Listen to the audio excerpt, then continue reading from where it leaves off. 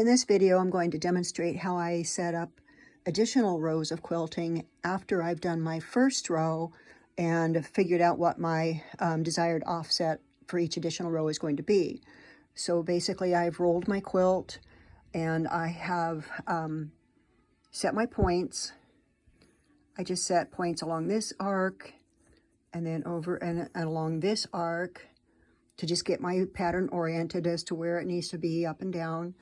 And then I did also set a few over on this end just to make sure that things were tracking straight. I don't always do that. I usually just kind of set some points to start with. My biggest concern is just getting enough points set that I can lay my next row's design on those points on my tablet and just make sure I'm lining it up in the right place. So I've got my points already set, and we will come over here to the tablet now. Get my little stool so I don't fall down. Excuse me. And you can see on my screen, I've got those two arcs that I set up, and then I just did a straight line across the quilt, and then I just did one more arc at the very end, again, just to make sure that things were kind of tracking straight. My quilt was rolling straight, which is usually my issue. It's not that Qbot's not quilting it straight. It's usually me. Excuse me. Okay, so now I've got my quilting area set up with my points, and I'm going to find my design. It's in my saved.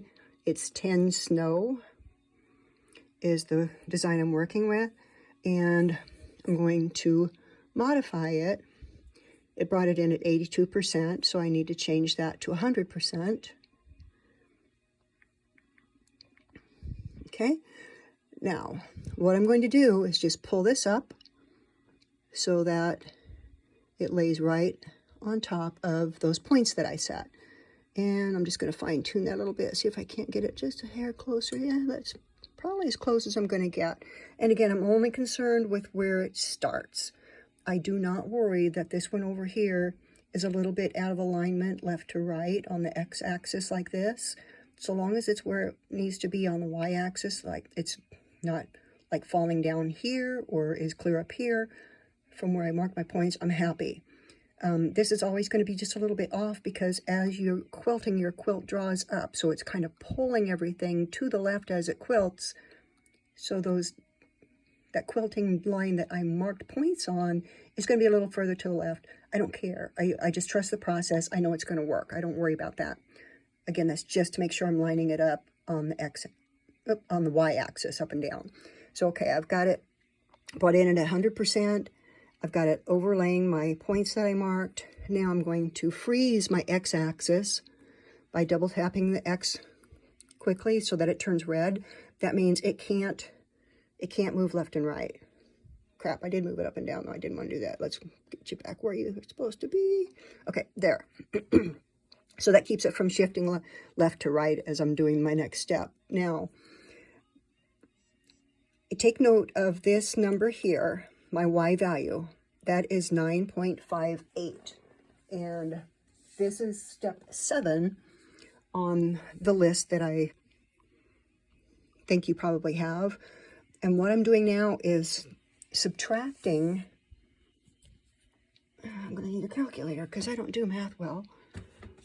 I am subtracting the offset that I have predetermined from the current Y value. So current Y value is 9.58.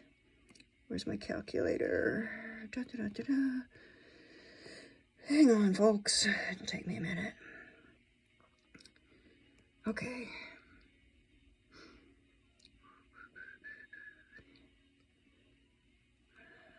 Okay, 9.58 is my current Y value, and I want to subtract from that the offset that I determined I want on each row.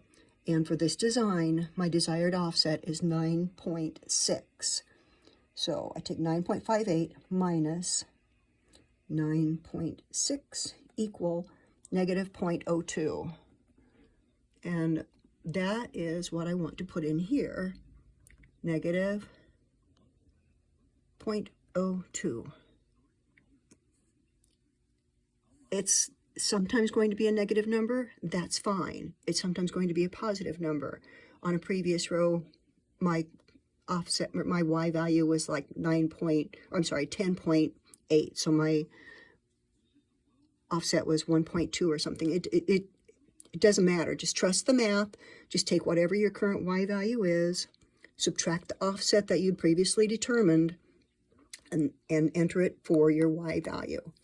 Then I'm just going to turn on my trim to boundary, and at this point I'm done. And I can move to start point. And it's going to be the same offset. This row is going to lay the same measurement down from the previous row. And it's going to do that on every single row if I follow that same process.